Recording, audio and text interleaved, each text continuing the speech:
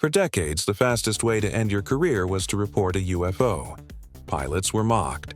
Radar operators were ignored. Anything unexplained was labeled error, illusion, or imagination. Not because it was proven false, but because it was inconvenient. Then a senior intelligence officer, trained to track terrorists and hostile states, was assigned a task he didn't ask for. He wasn't a believer. He didn't care about flying saucers. His background was science, military service, and counterintelligence. When approached, he was warned about one thing.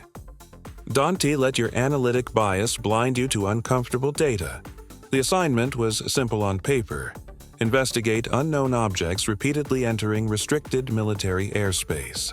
At first, he assumed it would collapse under scrutiny. It didn't, because the reports didn't come from civilians. They came from highly trained military pilots, and those reports weren't stories. They were backed by gun camera footage, infrared sensors, ground radar, ship-based radar, airborne radar.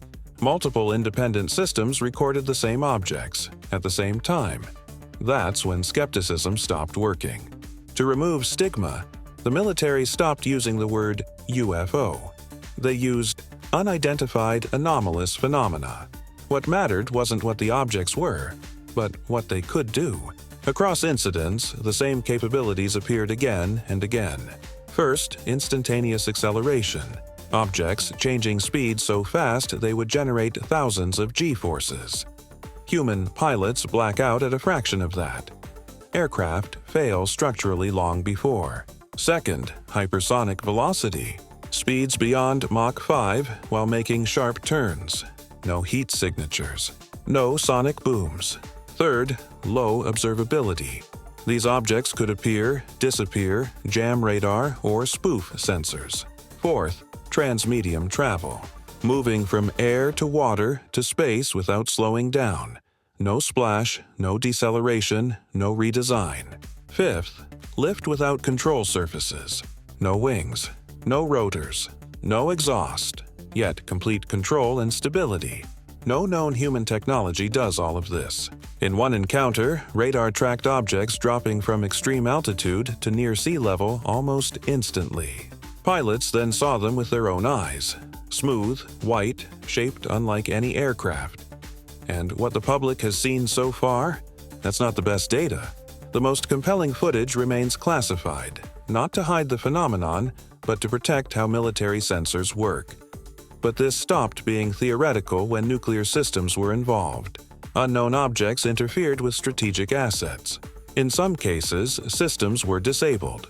In others, systems activated without authorization. Not an attack, but not benign either, because capability without known intent is still a threat. The intelligence officer used a simple analogy. If you find muddy boot prints inside your locked house, you don't wait for something to be stolen.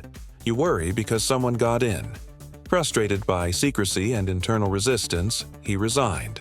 He later confirmed the existence of long-running classified efforts, exotic materials that don't appear human-made, and service members injured during close encounters. Burns, organ damage. Symptoms consistent with directed energy exposure. Some are on permanent disability. He avoids one word entirely: aliens, because the source could be extraterrestrial, or something hidden, or something we don't yet understand.